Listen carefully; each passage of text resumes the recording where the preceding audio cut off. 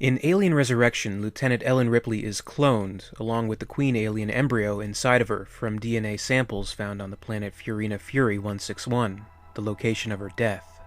Back from the dead, Ripley, now with partial alien DNA flowing through her veins, would once again have to do further battle with the Xenomorph species. However, in the overall continuity of the Alien universe, this actually wouldn't be the first time Ripley was resurrected. In events taking place after Alien 3 and before Resurrection, a synthetic duplicate of Ripley was mysteriously created with her knowledge of LV-426 and the Xenomorph species perfectly intact. While the transference of her memories isn't explained in great detail, it's speculated that while in cryosleep for lengthy periods, the Sulaco's computer system may be able to record brainwaves and somehow capture memories. This may explain why Ripley's memories are limited to the events up to Aliens, with no apparent memory of what took place on Fury 161, including the deaths of Hicks and Newt. With a xenomorph infestation threatening Earth, the android Ripley is recruited to assist the military in gathering further intelligence on the species, including further exploration of the planet LV-426, which Ripley is informed was not entirely wiped out by the reactor's explosion, in fact, very far from it. Reluctantly, Ripley joins a group of Marines along with the aid of other teammates who have had brushes with the aliens themselves, Billy and Wilkes. Ripley proposes a plan to capture the Xenomorph Queen in the hopes of setting a trap to lure in all living Xenomorphs to her rescue and wiping out the dreaded species once and for all.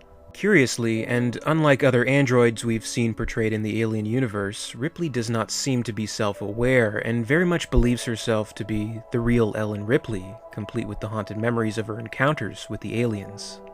It wouldn't be until later in the story when Ripley discovers her true identity, which sends her into a crisis, questioning her own intentions and, in general, her own existence. It was all she could think about, and yet there was nothing to think. How could she feel? And what did it matter? Her feelings were simulated, false. At least some things were clearer now. Her lapse of time after the Sulaco, the absence of dreams since then, and the intense distrust of doctors, obviously a programmed measure to avoid the truth. Can't let them go poking around in you. They'll figure it out. The why was elusive, and maybe it was pointless besides. All of her beliefs were in question. Androids were not to be trusted. They could betray themselves completely. It was their nature, the way she had been betrayed.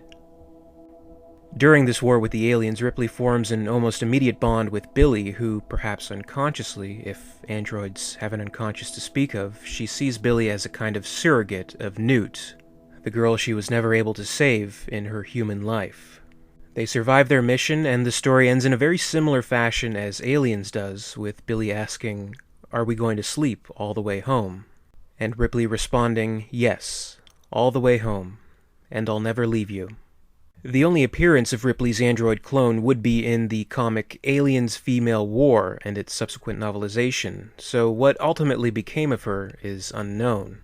With a mysterious and limited appearance, many questions are raised about this character, such as how exactly she retained Ripley's memories, why the memories don't include the events of Alien 3, and why does this so-called artificial person seem to so vehemently believe she is, in fact, the real Ellen Ripley? The actual explanation is simple enough. In the original publication of Female War, titled Earth War, the Ripley character really is Ripley.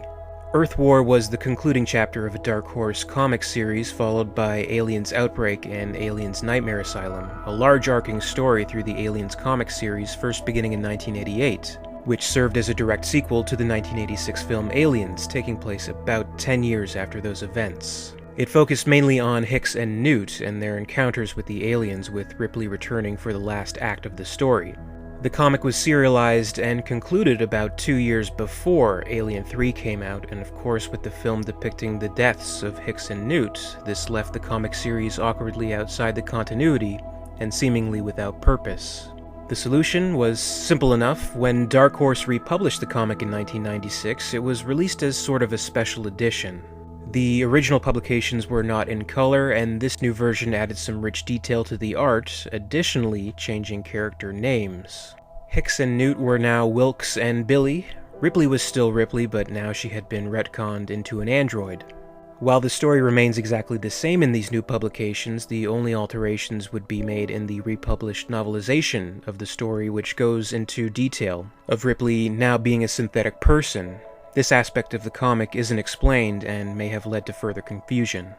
But with this change and the clarifications of Female War's novelization, it would appear that at least during one point, in one way, in the official continuity of the Alien universe, Ellen Ripley had an android clone of herself, battling aliens on LV-426. While some of these details, specifically the subsequent changes made, aren't as widely known, in general the Aliens comic series is loved and appreciated by many fans, with some even preferring it significantly to the story offered by Alien 3. With Neil Blomkamp's Alien 5 still somewhat up in the air, would you like to see him make a story similar to these comics, or even a direct adaptation of the original version, including Hicks and Newt? Or would you prefer to keep Alien 3 and Resurrection intact in the continuity somehow, and perhaps go in a completely new direction?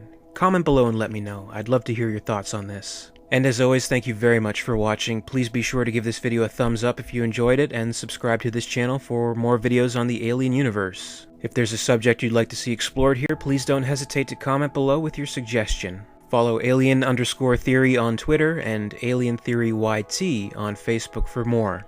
And until next time, this is Alien Theory, signing off.